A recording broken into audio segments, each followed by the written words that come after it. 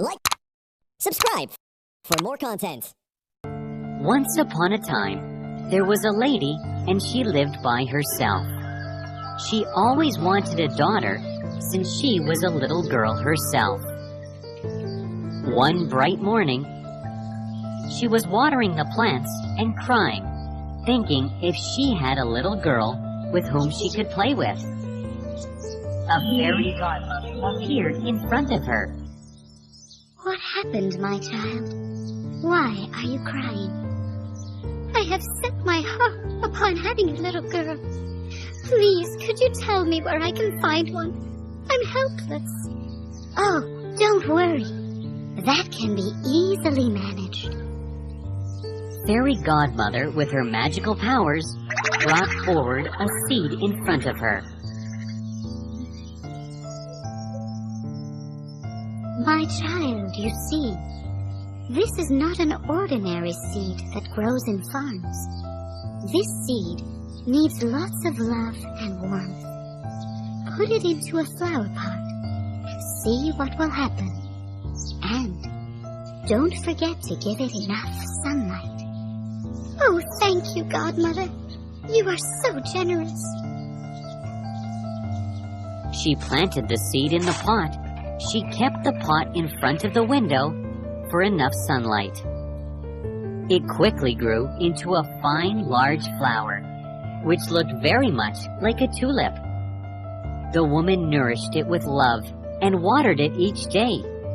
One day, she softly kissed its half-shut petals.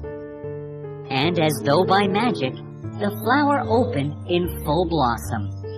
Inside sat a very delicate and graceful little maiden girl. She's my child, my daughter. I'll call her Thumbelina. She's not bigger than the size of my thumb. I'm your mother, child, and your name is Thumbelina. The flower had given her the daughter that she had dreamed of.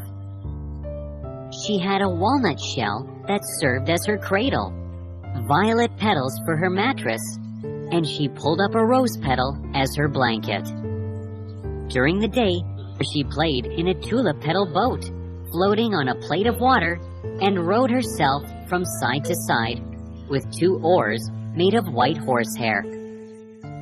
It really was a very pretty sight.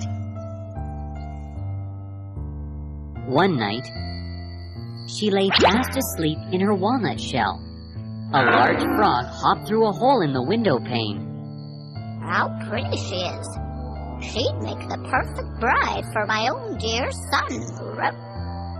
And she took up the walnut shell, in which little Tiny lay asleep, and put Thumbelina on a water lily leaf in the middle of the pond.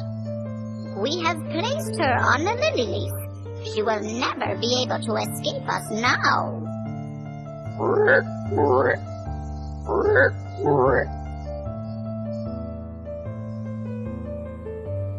Left all alone on the green leaf, Thumbelina sat down and cried. She didn't want to have the frog's horrible son for her husband. No way I am marrying you. You can't say that to me. On the other hand, Mother tried to find Thumbelina in every corner of the house, but she couldn't find her. There was a shoal of fishes who swam in the water beneath her. They had seen the frog and heard their conversation. They felt very sorry, so they decided to help her. Meanwhile, the frog and her son were busy making the wedding plans. The fishes gathered around the green stem and nibbled it with their teeth.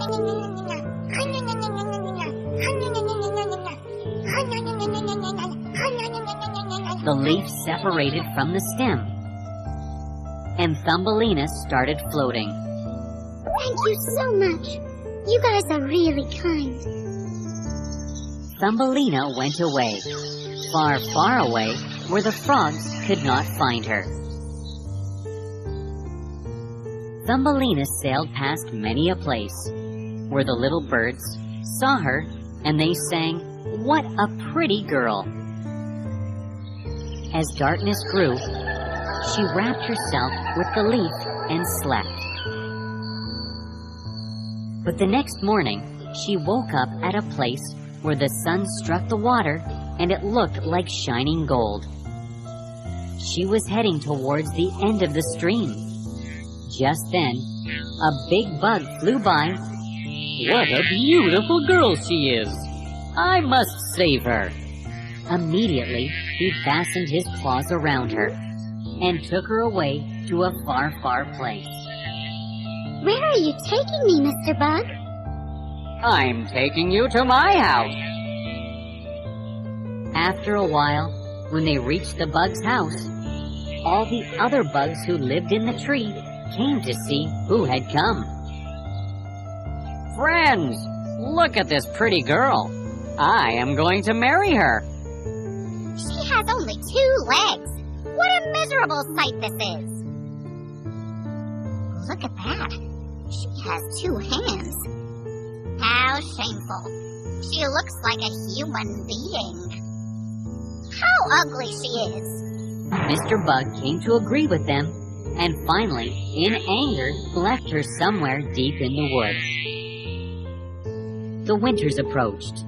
Snow began to fall, and the poor girl shivered with cold. It was terribly cold for her. She walked and walked, finding food and shelter. No sooner did she come across a little cottage. She went to the huge door of the cottage and knocked. Out came a field mouse who lived in the cottage. Who are you, poor little thing? I'm lost in the woods. I'm feeling very cold and have nothing to eat. Could you help me? I live alone here. You can come into my house and share my dinner. You will feel warm here. But before that, may I know your name? I am Thumbelina. Thumbelina came inside. The cottage was warm and cozy, with a whole storeroom of grain and a kitchen with a pantry. Thank you for sharing food and giving me a warm place to stay. You can stay with me all winter. Mrs. Mouse, you are really kind. The mouse was so fascinated by Thumbelina's beauty that she wanted her to stay with her forever. It's the weekend, so we shall have a visitor today. Once every week, my neighbor comes to see me. Soon the bell rang, and there appeared a mole. He paid them a visit in his black velvet coat. The mole heard her voice and fell in love with her sweet voice. He decided to marry her, so he went to the mouse and said, "I shall give you all my food and my house, only if you get me married to this pretty girl." Mrs. Mouse couldn't say no to the rich mole.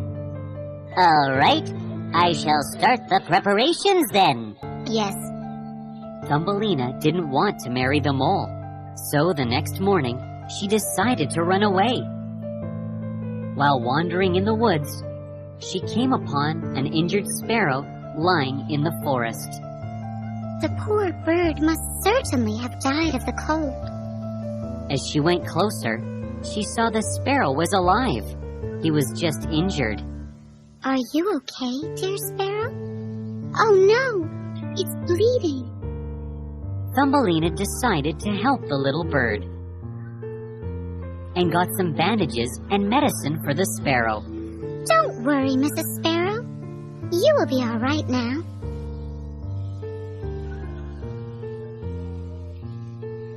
The little sparrow could fly just as she applied bandages. Goodbye, you pretty little bird. Thank you, pretty little child.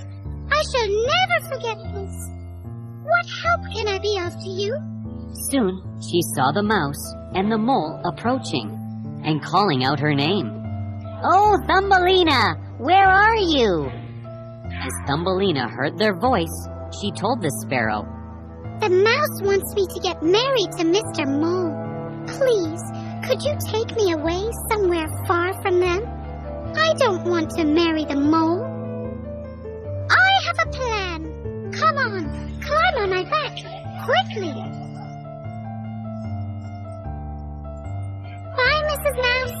Thank you for everything. I love you, and I shall never forget this. The mole and mouse were startled as they saw Thumbelina flying away. The sparrow took her to a flower land, where there were all types of flowers and little birds who would sing. This is just so beautiful.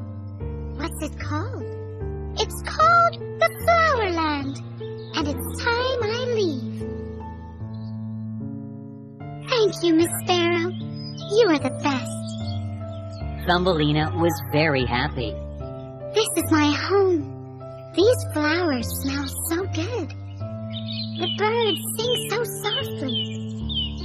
No sooner did she remember her real home, how her mother grew her up with her love. She felt very sad and wanted to go home now. But suddenly, there appeared the king of Flowerland. He saw Thumbelina and fell in love with her. "I am the king of Flowerland, and you are the prettiest girl I've ever seen. Will you marry me and be my wife? I will make you the queen of Flowerland." Thumbelina thought for a minute. Here indeed was a different sort of husband from the froggy son, Mr. Bug, and the mole with his black velvet coat. Yes, only if you take me back to my mother, and we three will live happily there. He agreed and brought Thumbelina a present. The best gift of all was a pair of wings that had belonged to a large silver fly. When these were made fast to her back, she too could fly from flower to flower.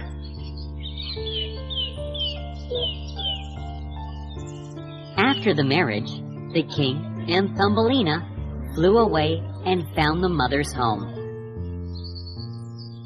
The mother was really happy to see her back. Oh, Thumbelina, you don't know how happy I am to get you back. I will never let you go away from me now. I will never leave you, Mother. Mother welcomed both of them, and they lived happily ever after.